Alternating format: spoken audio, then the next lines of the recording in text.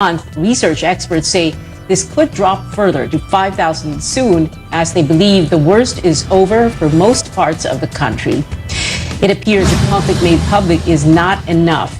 Retiring COMELEC Commissioner Rowena Guanzon looks to file an impeachment complaint against colleague Amy Ferolino.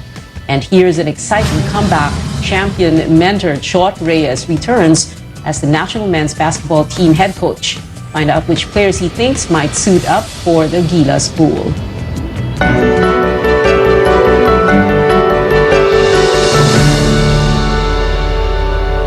The country lists around 9,500 new COVID-19 infections today. It is the lowest single-day increase since January 4, when fresh cases were more than 5,000. There are over 176,000 active cases, excluding data from 10 testing laboratories. 24,210 people recovered, while 51 others died. The Okta Research Group earlier projected daily cases would drop to fewer than 10,000 in the next few weeks, and just around 5,000 by late February. Does this mean the worst of the COVID-19 surge is over? Okta believes it is, at least for most parts of the country. It says many areas have either peaked or are peaking. Trends can still change. What we're just saying is that the worst may be over, meaning that the peak has happened. Peak of the surge has happened in many of the areas. Of course, that this includes NCR and all of Calabarzon, which is now under moderate risk. This also includes Central Luzon. Actually, most of Luzon is probably on a decreasing trend already, or a downward trajectory. This also includes Cebu City, which is already having a decrease in cases, and Davao City. But the group notes there is a significant increase in new cases in a number of areas in Mindanao. There's still considerable transmission, include Bukidnon, Camiguin, Cotabato, Davao de Oro, Davao del Norte, Davao Occidental, Davao Oriental, Maguindanao, Negros Oriental, Sarangani, South Cotabato, Sultan Kudarat. So I will note that only Negros Oriental is from the Visayas region. Most of the provinces are from Mindanao, and none are in Luzon. Okta also says infections in Metro Manila may now be about twice as high as what is being reported by the health department. That is, if antigen test results and unreported cases are included. Research fellow Guido David cites a lower positivity rate of 0.6% from the recent random antigen testing conducted by the Transportation Department on January 26 and 27.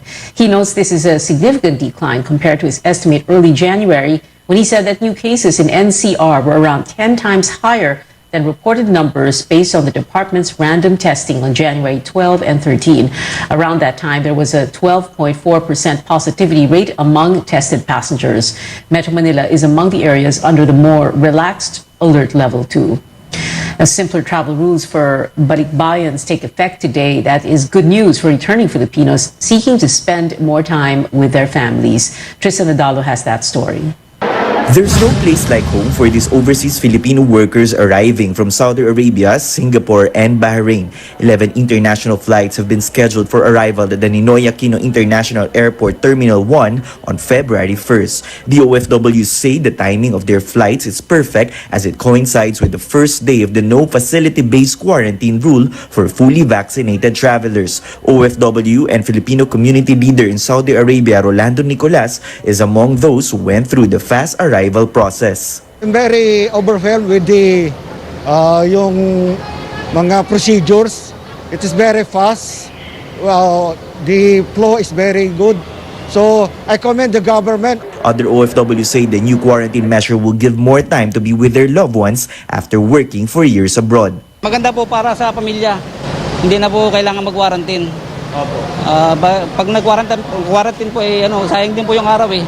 After passing through immigration and baggage claim areas, international travelers will now proceed to this assistance desk to process their documents or validate their proof of vaccination. There are desks assigned to overseas Filipino workers, returning Filipinos, seafarers, and foreign guests. And once cleared, they will proceed to the desk of the Bureau of Quarantine, wherein they will be given the clearance to go home, either on their personal ways or by availing government transportation services. OFWs leaving the country hopes this relaxed policy still holds when they come home in the future. OFWs leaving the country hopes this relaxed policy still holds when they come home in the future. Kung ganun pa rin sistema may quarantine, hindi na lang magbabakasyon kasi sayang din naman eh. Doon, nakikitain ka pag uwi mo dito, wala, tapos quarantine ka pa. Maubos din naman sa quarantine. OFW from England, Bernice Ogoy is also excited for her homecoming trip on February 10th with the new rules. A lot of us haven't gone home. Ako, hindi pa ako umuwi since nandito ako, which is like more than 2 years na. So, isa itong blessing. Blessing talaga to. Hopefully, tuloy-tuloy to. Amid concerns that the relaxed policy could lead to another surge in infection and potential super spreader events over shortcomings in monitoring, the government defends its new quarantine rules for fully vaccinated inbound travelers. The country will begin opening its borders to leisure travelers or foreign tourists on February 10th. Tristan Nodalo, CNN Philippines. While the Philippines is reopening its borders, the United States is advising its citizens not to travel here. The U.S. Centers for Disease Control and Prevention placed the Philippines in its Level 4 COVID-19 very high category. This means 500 cases per 100,000 residents have been recorded in the past 28 days. Aside from the Philippines, there are nearly 130 other countries also on the list. U.S. authorities remind Americans to reconsider traveling until they are fully vaccinated. In other global headlines, a new COVID-19 vaccine may soon be available in the United States. Novavax has formally requested the U.S. Food and Drug Administration for an emergency use authorization. The biotech company says its 2 large clinical trials show its doses have an efficacy rate of about 90%.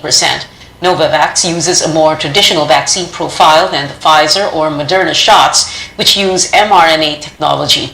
It also includes a small dose of lab-made COVID-19 to stimulate immunity. If approved, Novavax would be given in 2 doses, 3 weeks apart. The Moderna COVID-19 vaccine, meanwhile, has received full approval from the US FDA. This makes it the second vaccine alongside Pfizer to have been granted full authorization. Moderna has named its COVID-19 shots Spikevax. So far, it is only approved for use on adults. As vaccination efforts continue, a city in the U.S. is removing its mask mandate this week. Beginning Friday, Denver will no longer require people to cover their faces or prove vaccination to enter businesses. They will only need to wear masks in schools and daycare centers. Denver Mayor Michael Hancock explains COVID-19 cases and hospitalizations are down in the city. He says the mandate may come back if those numbers rise again. And over in Canada, Prime Minister Justin Trudeau has tested positive for COVID-19. He says he's feeling fine and is working remotely this week following public health guidelines. At least one of Trudeau's children also contracted COVID-19. His family started isolating days ago after being exposed to the virus. They're staying in an undisclosed location as people opposing health restrictions are protesting in the capital, Ottawa. Coming up on Newsnight, how is the government preparing for the reopening of borders to foreign tourists next week? Stay tuned.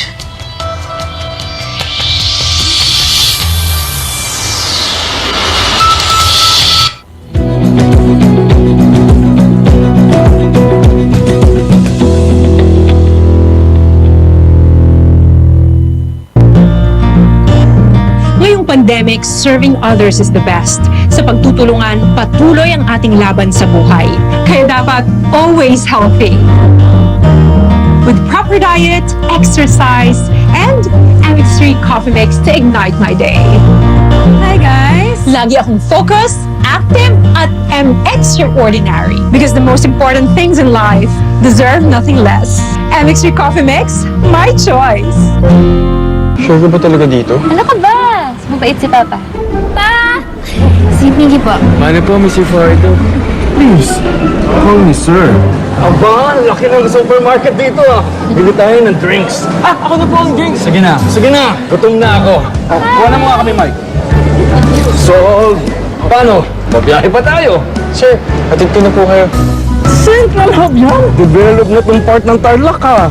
Sir, sagot ko na po ito. Tingin mo sa akin. Cheap? Sir, hindi po. Joke lang. Sir, pwede na po ako. Thanks. Next time ulit ah. Miggy. Max Fam! Woo!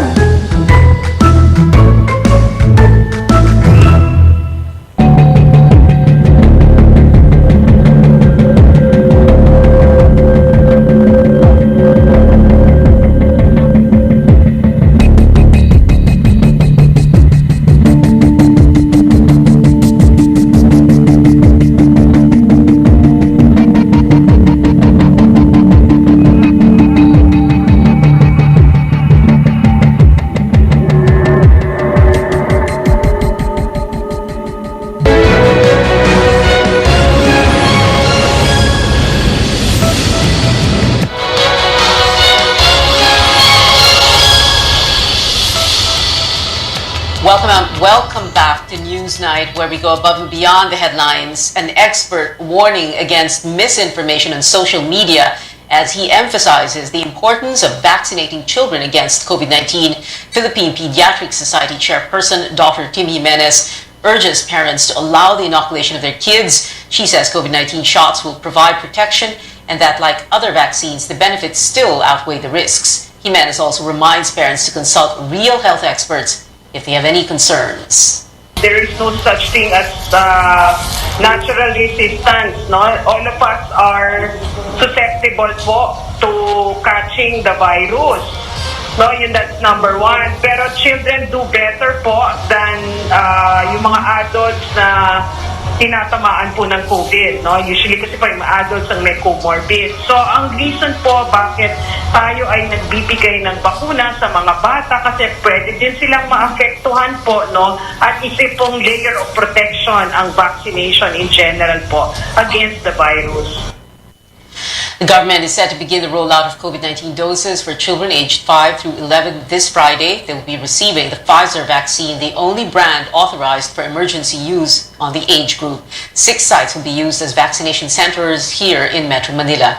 The inoculation of minors aged 12 to 17 began in November last year. Now, tourism accounted for nearly 13% of the economy in 2019, but that shrank to just over 5% during the COVID-19 pandemic. In a bid to revive the industry, the government is allowing fully vaccinated travelers to enter the country beginning Thursday next week. Carolyn Bonkin tells us more. From a party island, tourists will experience a new phase of Boracay as a wellness and recreation destination. Island workers relying mainly on tourism are hopeful this would attract more visitors as Boracay reopens its doors to foreign travelers. Yun talaga yung inaantay namin. Boracay has been ready. Protocols and all the health requirements are being at place. Beginning February 10th, fully vaccinated foreign tourists will be allowed to enter the Philippines without undergoing quarantine as long as they test negative in an RT-PCR test within 48 hours before departure. This is welcome news for an industry that's been badly hit by the pandemic. As soon as the Philippines announced that magbubukas tayo, yung email daw nila punong-puno na raw ng mga inquiries na gusto nang pumunta dito. Officials are optimistic precautions like daily temperature checks, mandatory wearing of masks, vaccinations, and social distancing measures can curb the spread of the virus. We already, unlike nung 2020, hindi natin alam kung ano yung do's and don'ts. Pero ngayon, meron ng best practices that we can adopt from other countries. All tourism workers have been fully vaccinated except those in Siargao after Typhoon Odette halted vaccinations. All tourist destinations will be open to foreign guests except for Siargao Island that's still recovering from devastation. In Boracay, tourism workers have gone through refresher courses. The island has a safe travel stamp from the World Travel and Tourism Council, which means it has adopted global health standardized protocols much needed this pandemic. Like yung nasa mga skills enhancement ng mga tourism frontliners natin para at least pagdating ng bisita, at least kumbaga refresh sila and how to handle tourists in the new normal.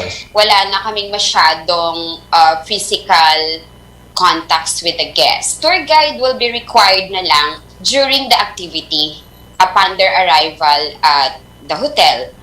Secretary Puyat assures workers' safety are a priority as the industry recovers from loss of 1 million jobs. Caroline Bongkin, CNN Philippines. The country was supposed to allow the entry of international tourists in December, but that was halted because of the Omicron surge. Beginning today, meantime, fully vaccinated Filipino tourists and returning residents may enter Boracay Island in Aklan even without a negative RT-PCR test result. Aklan Governor Florencio Miraflores believes the province is again ready to loosen restrictions with COVID cases steadily going down. Aklan is currently under alert level 3.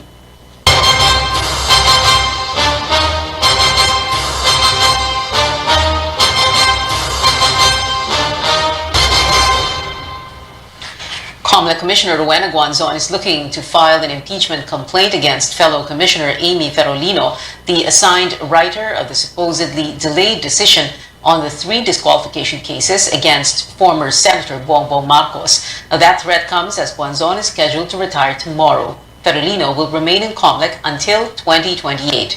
Co-commissioners are impeachable officials. Meanwhile, their colleague in the 1st Division, Marlon Casquejo, will transfer to the 2nd Division, which means he will be unable to cast his vote on the Marcos cases after Wednesday. I will wait for the next election. Okay. Because, since she is for Bongbong Marcos, if he wins, what's the use of me filing an impeachment complaint? But if he loses, there's the rub. Aha! There's the rub. Commissioner Ferolino did this so that both of us, Commissioner Casquejo and I, cannot cast our votes. I think they suspect that Commissioner Casquejo is also for DQ after I released my vote on January 17. Guanzon adds she has informed Senate President Tito Soto which mail center has supposedly been influencing Ferolino to delay the decision. Because grand design is for him to just run, finish the elections, hoping that he will really win without the Supreme Court yet ruling on his disqualification, and then hoping that the Supreme Court will also be slow in deciding it so that he can sit as president for a few years. Marcos Jr., you should issue a statement if you did not have a hand in this, sir. Ferolino has yet to respond to requests for comment. Meanwhile, Marcos' spokesperson says Guanzon's remarks are better left ignored. A tandem for the elections bags the endorsement of controversial Pastor Apollo Quiboloy, while former top government officials back up presidential hopeful. Rex Remito gives us an update on aspirants 97 days before the Filipino votes. Controversial Pastor Apollo Quiboloy is officially endorsing presidential hopeful Bongbong Marcos and his running mate Davao City Mayor Sara Duterte. Quiboloy believes the tandem and its senatorial aspirants will win by a landslide in the May polls. Quiboloy had also endorsed Sara's father for president in 2016 and former Senator Marojas in 2010. At ngayon na siguro ang panahon para ilahad ko sa inyo ang aming suporta. 100% ako po ay sumusuporta sa unity team na kasama po ang ating pinakamamahal, pinalanggang mayor sa Davao City, nakaroon mo dagan bilang Vice President. Quiboloy, the spiritual advisor of President Duterte, was recently indicted for sex trafficking charges in the US. He is the founder of the Kingdom of Jesus Christ, the name above every name, which claims to have 6 million members around the world. More former top government officials are endorsing Vice President Leni Robredo's presidential bid. Most of them, former cabinet members, military chiefs, and diplomats, served under the administration of the late President Noynoy Aquino.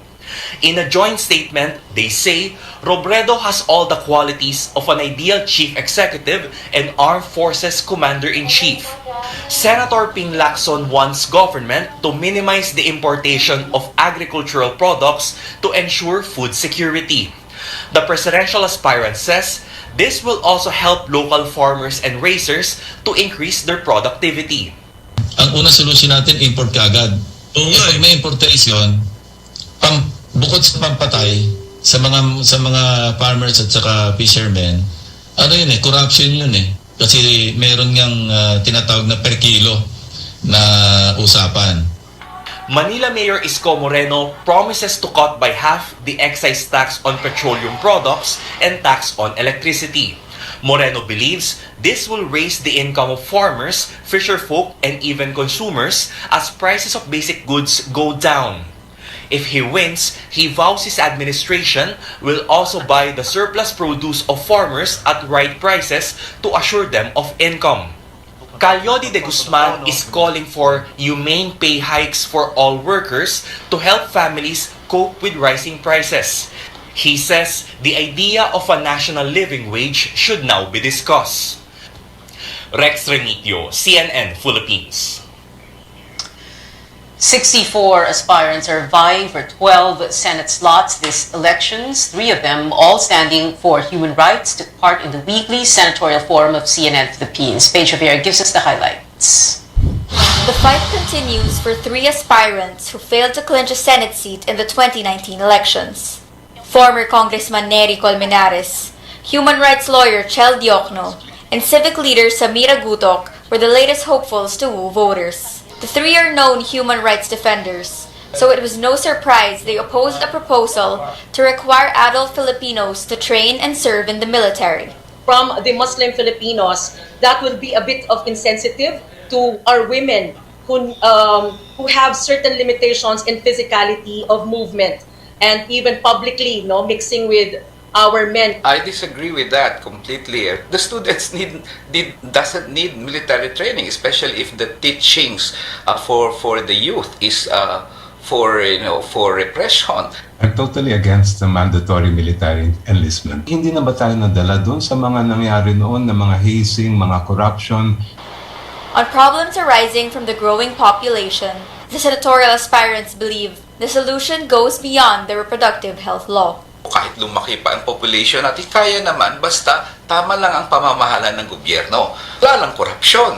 At may mga hanap buhay ang taong bayan. Aside from doing a lot of family planning, education, we also have to make sure that the present population, especially those of working age, are provided with enough jobs. Importante po that we as Filipino households ay alam natin how costing, how it relates to management. Reproductive health is one mechanism. The 3 also agreed on other key issues. They answered yes to making public the Statement of Assets, Liabilities, and Net Worth, or SALN, of government officials, resuming talks with communist rebels, and running for the Senate in the absence of pork barrel. However, they opposed the reimposition of the death penalty for drug-related crimes. Napakataas po ng cost ng medical needs ng ating mamamayan. Kaya libreng gamot at libreng paggamot. May budget para dyan. Gusto ko sana mangyari ay magkaroon tayo ng libreng serbisyong legal sa bawat baryo. Gusto ko rin isulong yung isang pandemic management law. Kinakailangan po talaga ng sistematiko, science-based, research-based na responde sa crisis. And it's not just a National Disaster Risk Council, but a department. More aspirants will lay down their plan of action in the weekly senatorial forum. With less than 100 days left until the elections, information on our future leaders is needed, now more than ever. Paige Javier, CNN Philippines.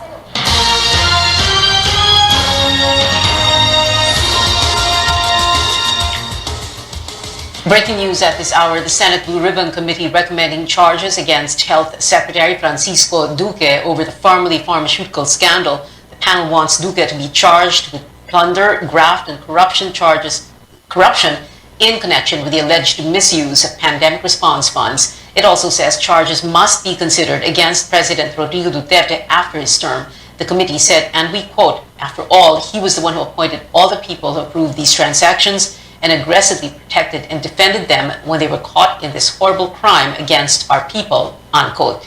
Duque was not among the initial list of officials that the committee chairman, Senator Richard Gordon, wanted charged in the preliminary findings he disclosed in October. This is a developing story. We are reaching out to Secretary Duque and Malacanang for comment. We'll bring you these and more as soon as that information becomes available. Well, straight ahead on Newsnight, we talk about the highly anticipated comeback of champion coach Chot Reyes to the Gilas Filipinas team, and the country once again searches for its Miss Universe candidate with a date set for coronation night. More after the break.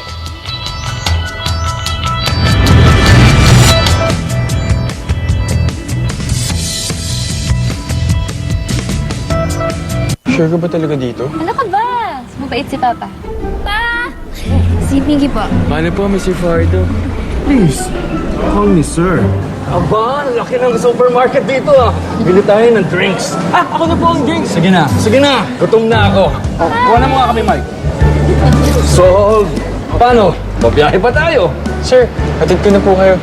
Central Hub yan. Develop na tong part ng Tarlac ah. Sir, sagot ko na po ito. Tingin mo sa akin. Cheap? Sir, hindi po. Joke lang. Sir, pwede na po ako. Thanks. Next time ulit. Miggy. Max Fam! Woo!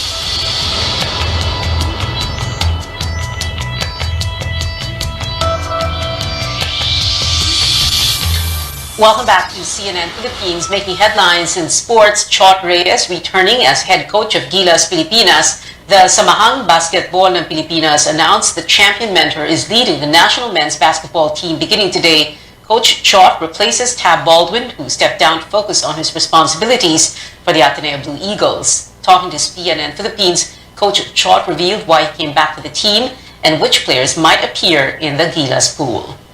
Of course, I was shocked initially, and I had to consult my family first very quickly. But I've always said it that it's really, I cannot turn my back to the call to the national call. Right, we want to continue working on the younger players. The majority of the players that we had identified back in 2018, majority of whom are in Coach Tab's pool as of today.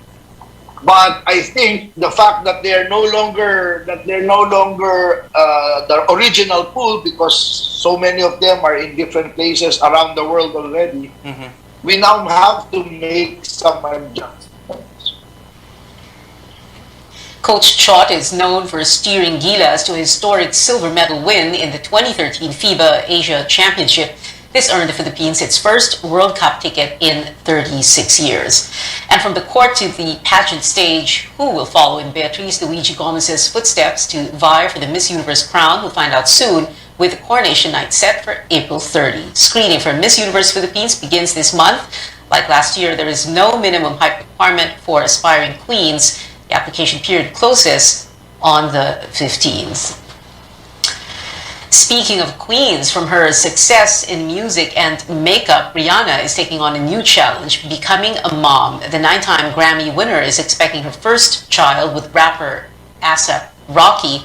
People magazine reports the 33-year-old debuted her baby bump in New York City over the weekend. In March 2020, Rihanna told British Vogue that she saw herself having 3 or 4 children in the next 10 years.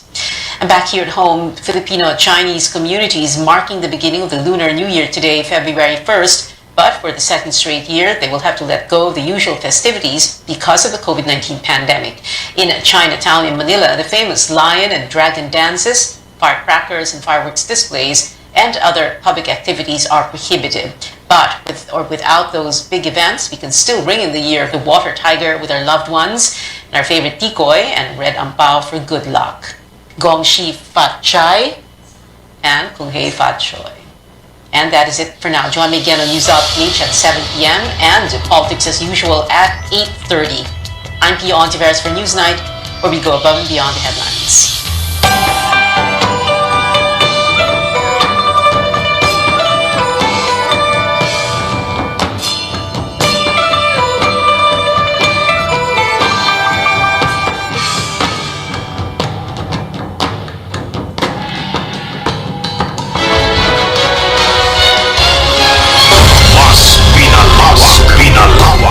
Mas pinalakas.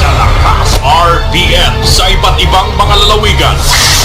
DZRL Bataan, DZBS Baguio, DZKI Iriga, DYKB Bacolod, DYKC Cebu, DXKS Surigao, DXKD Dipolo, DXKO Cagayan de Oro, DXKT Davao, DXKP Pagadian, DXXX Zamboanga, DXDX General Santos.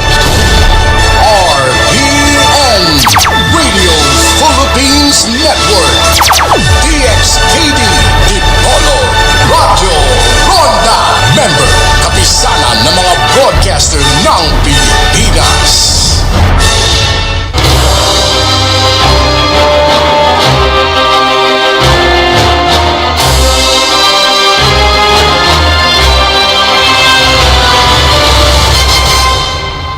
Presidential aspirant Leody de Guzman leads a commemoration for workers who died in a tragedy 40 years ago. 169 workers were buried under quick-drying cement on November 17, 1981, when the scaffolding collapsed during the construction of the Manila Film Center. De Guzman, a labor leader, called for justice for the victims and slammed the so-called golden age of infrastructure during the Marcos administration. De Guzman and his supporters also offered flowers with messages saying, quote, "Never again" in front of the theater. Let's now have an up-close conversation with Leody himself. Good evening po, Leody, and welcome to Newsnight.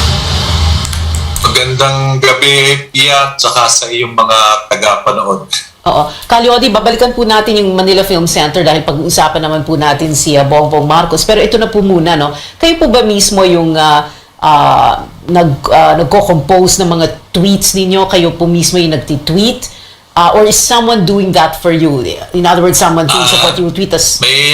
Mayroon akong ka-team na nagdi-discussion para doon sa mga ilalabas na statement ko sa bawat issue o bawat araw. So, pero nagkakaroon ng diskusyon. Okay, pero yung ideas mismo, sa inyo galing or sa kanila? Sa akin din, minsan sa kanila, nagdi-discussion kami, nagpapalitan, sasabihin ko, okay yan.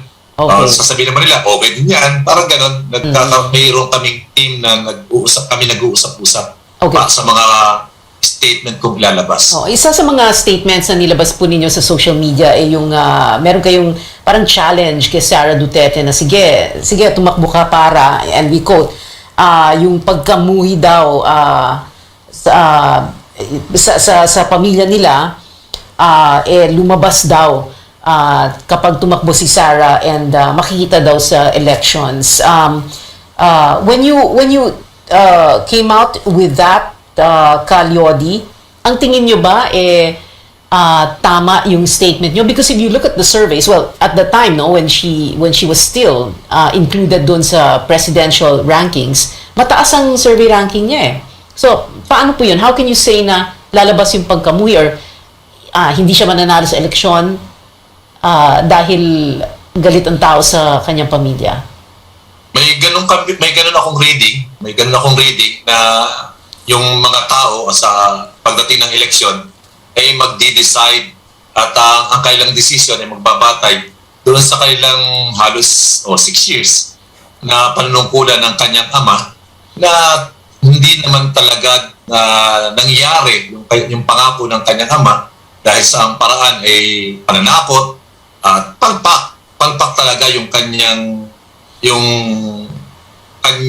ginawa sa nakalipas na halos mag-aanim na taon na. At ang tingin ko ay magdi-decide ang taong bayan pagdating ng eleksyon. Well, anong tingin po ninyo sa so-called BBM Bongbong Marcos Sara Duterte tandem? Although nasa iba't ibang partido sila, there's supposed to be a tandem now. They're going to be supposedly running together. What do you think of that?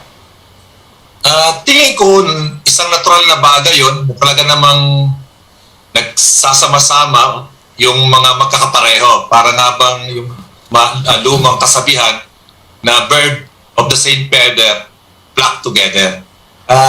Parehong dinastiya, parehong akusado sa pagnanakaw, pareho ding akusado sa pagpatay. Kaya natural sa tingin ko na magsama silang dalawa. Pag sinabi po ninyo pagpatay, you're referring of course to the war on drugs of President Duterte. If you were president, if you won in the election and you were president, what kind, anong klaseng war on drugs ang gagawin nyo? Dahil let's be honest, talagang problema naman talaga yung droga sa atin. So we do need to do something about it. But how would you handle it? Hindi sa paraang pagpatay. Talagang lalabanan yung droga. Pero ang approach ay hindi dun sa pagpapatayin yung mga involved at saka yung mga biktima ng droga, kundi ituklasin ano ba yung root cause ng droga. Ako naniniwala na malaking bahagi ng dahilan niyan ay yung laganap na kahirapan ng ating mga mamayan. Kaya dapat yun ang i-address. At itrato na ito'y isang health problem. At hindi ito mga parang police problem na sundalo at police ang ihaharap. Ganun ko i-approach ito. At tama naman na dapat harapin yan. Pero yun nga, sa akin, yung root cause ng problem ang dapat i-address. Okay, nabanggit po ninyo ang salitang health. So syempre, meron po tayong pandemya ngayon, this health crisis.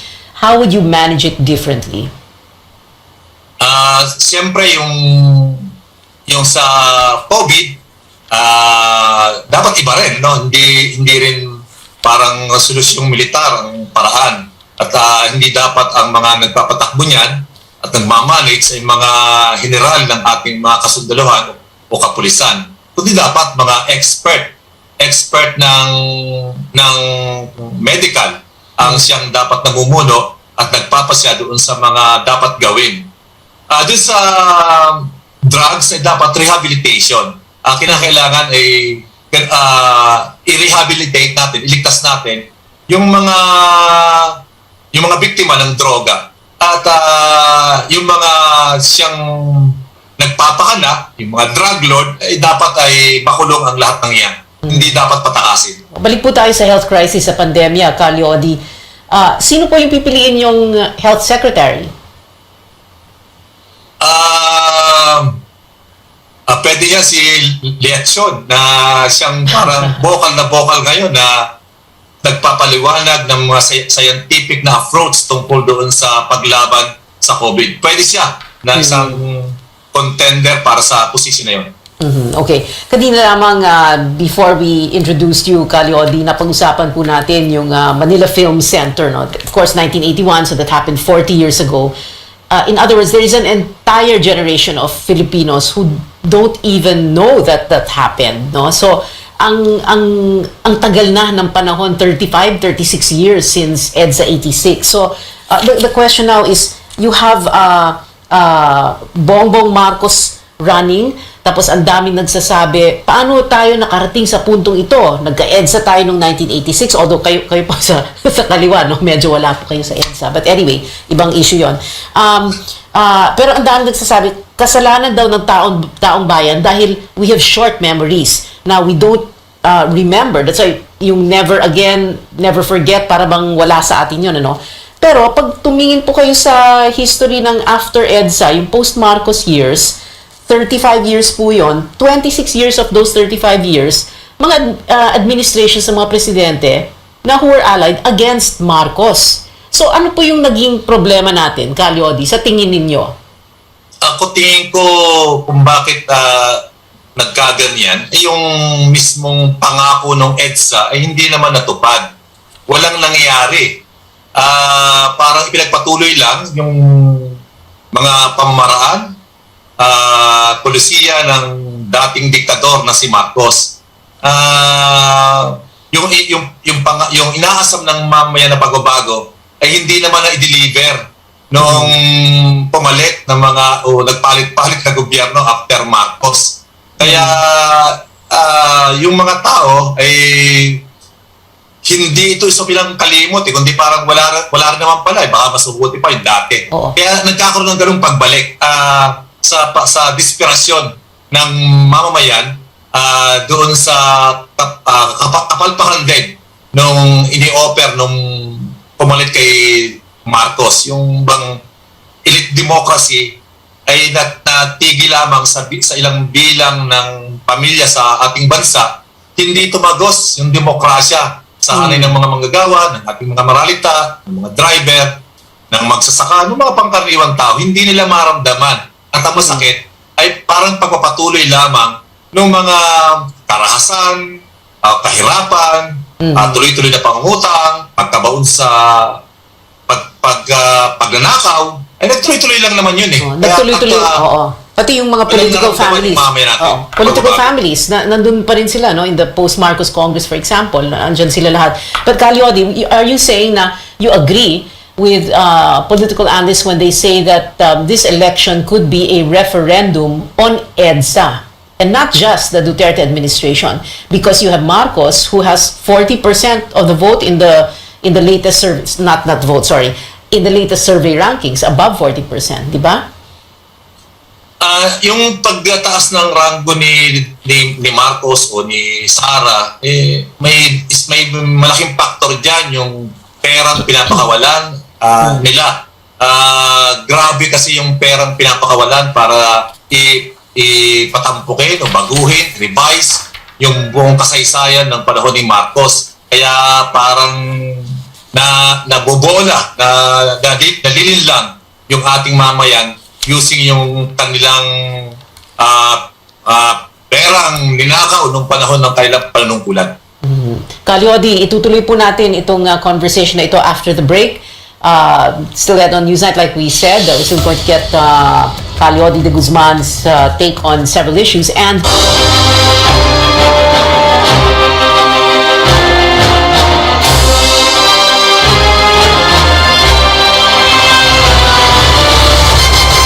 we still have with us for up close presidential aspirant and labor leader Leody de Guzman. Leody, meron po kayong platform tungkol for women, and you also said that you would include women in your cabinet and LGBTQ. Is that enough to get the women's and the LGBTQ vote? Mas ang intention ko dyan ay magkaroon talaga ng participation yung ating mga kababaihan. Mas yun ang aking intention. Yung boto, tupalo lang kung nagugustuhan nila yung aking plataforma. Pero magbumoto man sila sa akin o hindi, ang nakikita ko, kinakailangan i-empower natin yung mga kababaihan at huwag parang ilagay lang sa sideline.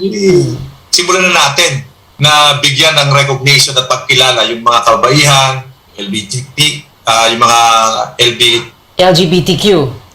LGBTQ ay magkaroon din ng papel at huwag yung parang binabaliwala sila. Kasi tingin ko, malaki ang magiging contribution nila para sa pagsasaayos ng ating pamahalaan. Pero pag kababaihan ang pinag-uusapan, syempre, one of the first women come to mind is Leni Robredo, at ang daming Leni supporters nagalit po sa inyo, no? Dahil sa inyong statement na lugaw na walang laman. Bakit po ninyo sinabi yun? Kaugnayan doon sa kanyang statement kasi noong ko pa sinasabi, yung tungkol sa issue ng kontraktualisasyon, na naging sagot niya doon ay yung pag-aaralan at aalisin yung ENDO. Yung PIA, yung ENDO, ay matagal nang wala na yan at hindi na pinapractice ng mga negosyante. Ang pinapractice ng mga negosyante ngayon at siyang mukha ng kontraktualisasyon ngayon ay yung manpower agency. Doon na ipinasa ng mga kapitalista yung kailang mga manggagawa sa manpower agency. At yun ang mukha ng kontraktualisasyon na dapat alisin. Okay. Yung ENDO, wala na yun Hindi na nag-direct hire yung mga kapitalista. Yung poor labor na lang na ilang manggagawang kailangan nila, ang kanilang kinukuha. Pero majority ng kailang mga manggagawa ay sino-source out nila yon doon sa mga manpower agency. At yun ang plano ko na dapat buwagin. Okay. Nabanggit po ninyo yung salita o yung terminong kapitalista, no? And you have very, of course, as expected, very radical or progressive views on, for example, minimum wage, taxes sa mayayaman. Pero I'm not going to ask you to detail that. Ang question ko po, Calyodi, is, are you expecting, you do know na hindi po kayo susuportahan ng big business, lalo na dahil sa mga plano ninyo, no? Because I'm sure ang sinasabi na, naku, naloko na pag ganyan ang gusto gawin ni Calyodi de Guzman, hindi po ba? You know that, right? Or you think that you would still be supported? Alam ko yun. At yun nga yung gusto kong baguhin doon sa ating politika dahil sa mahabang panahon, ang lahat ng nasa likod ng mga politikong tumatakbo, lalo na sa pagka-presidente o vice-presidente, or even sa Senate, ang mga nasa likod niyan ay puro mga big business, yung mga kartel, mga monopolyo, na mga kilalang pangalang mga negosyante, na yun ang nananaig na interest na kailang sinusulong pagkatapos silang manalo. Na ang problema natin dyan, pagka ang interest ng mga big business ang nasunod, walang mangyayari talaga sa buhay ng mga manggagawa at ng sambayanan dahil yung kailang interest ay kontra sa interest ng mga manggagawa. Yung gusto ng mga manggagawa, ayaw nila. Yung gusto nila, ayaw namin dahil nakakasama sa amin eh. At ang isang larawan niyan, yung kontraktualisasyon. Yung kontraktualisasyon ay nagpapayaman sa iilan, pero nagpapahirap doon sa ating 45 million na mga manggagawa. Ganun din yung rice tariffication law na ipinasa. Nagpapahirap yan doon sa 11 million nating mga magsasaka, pero nagpapayaman yan doon sa mga negosyanteng importer ng bigas. Ay yung mga ganyan. Kaya nga sabi ko, Pia, kung ipag-aadya na ako'y manalo, talagang babaguhin ko yung mga batas at patakaran na nagli-legalize sa pagyaman ng ilan at pagpapahirap sa ating mamamayan. Naririnig ko na naman yung mga negosyante. Sinasabi na, naloko na. Okay, pero Calyodi, ito, ang mga yes or no questions na, and syempre people are saying, statement run kaya ito kay Calyodi. But anyway, yes or no lang po ang sagot, wala na pong explanation. Number 1, do you favor easier public access sa mga SALN of the President, Vice President, members of Congress? Yes or no? Yes. Do you support lifting foreign ownership limits in the Constitution? Yes or no? I can guess. Pakiulit, Pia. Do you support lifting foreign ownership limits in the Constitution? No. Yes. Oh, talaga? Lifting foreign ownership limits, ha? Do you favor reimposition of death penalty for drug-related crimes? Yes or no? No. Should the sitting president be allowed to run for VP in the next election? However, medyo na-overtake na po yun. Never mind, kasi tatakbong senador si President Duterte. Our next question. Do you favor resuming peace talks with communist rebels? Yes or no? Yes. Yes, yes. Okay. And then, should the country be more aggressive in protecting its maritime interests in the West Philippine Sea? Yes or no?